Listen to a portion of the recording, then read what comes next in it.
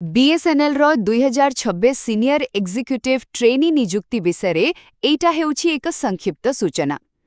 तो भारत संचार निगम लिमिटेड आम समस्तंकर परिचित बीएसएनएल एबे टेलीकॉम आउ फाइनान्स विभाग रे 120टी पद पई नियुक्ति बाहर करिछि।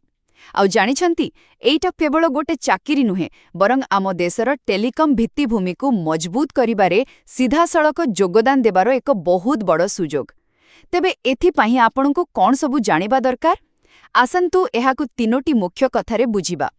प्रथमे पदवीगुड़िक विषय देखंतु टेलीकॉम पई अछि 95टी पद जेउथिपाई आपनक पाखरे बीई किंबा बीटेक डिग्री थिबा दरकार।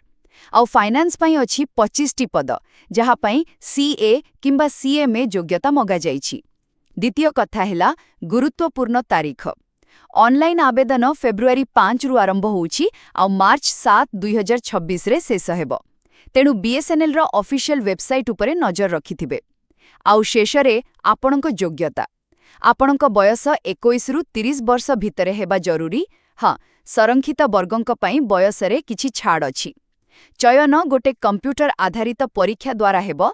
आवेदन फी साधारण वर्गं पई 2500 टंका आउ संरक्षित वर्गंक पई 1250 टंका रहिछि।